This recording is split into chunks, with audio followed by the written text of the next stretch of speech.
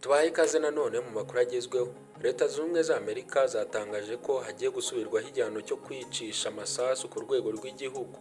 Minisiteri y'Ubutabera muri Amerika igiye gukora impinduka zikomeye ku buryo ibihano by'urupfu bishyirwa mu bikorwa. Impinduka y'ingenzi ni ukongera kugarura uburyo bwo kwicisha abantu amasasu ku rwego rw'igihugu nk'uburyo bwemewe n'amategeko bwo gushyira mu bikorwa igihano cy'urupfu.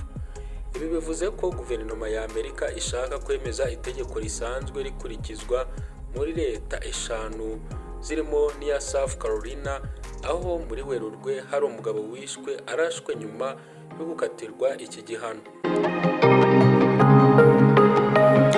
Mu busanzwe muri Amerika kwicisha inshinge z'uburozi nibwo buryo bwemewe gukoreshwa ku bantu bakatiwe igihano cy'urupfu. Ubu buryo buhura n'imbogamizi nyinshi zirimo inganda zikora imiti zanga kugurisha leta uburozi bubakoresha, ubujurire bw'abavuga ko abantu bapfa bababaye kandi binyuranyije n'amategeko n'ibindi.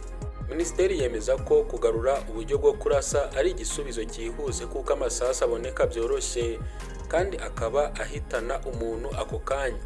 Umushinjacyaha mukuru w'agateganyo muri Amerika Todd Blanche yatangaje ko minisiteri igiye gusubira ku gutanga igihano gikwiye abanyabyaha barimo abakora ibikorwa by'iterabwoba n'abica abana cyangwa abapolisi.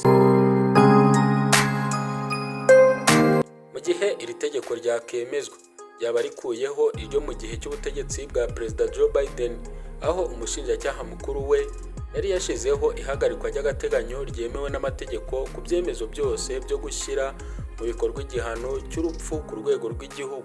Ubutegetsi bwa Biden bwakoreshaga uwo mwanya kugira ngo hasuzumwe amategeko, ishyirwa mu bikorwa n'imiti yifashishwa mu kwicisha abantu inshinge z'uburozi bitewe n'impungenge z'uko hari ibihano by'urupfu byashyirwaga mu bikorwa bigapfu. Kubera iri tegeko nta gihano cy'urupfu na kimwe cyo ku rwego rw'igihugu cyigeze gishyirwa mu bikorwa mu gihe cya manda ya Joe Biden. Kuva mu myaka y'1970 abantu 4 gusa nibo bishwe barashwe muri Leta Zunze Ubumwe za Amerika ku byaha bari bakurikiranyweho bari bakoze.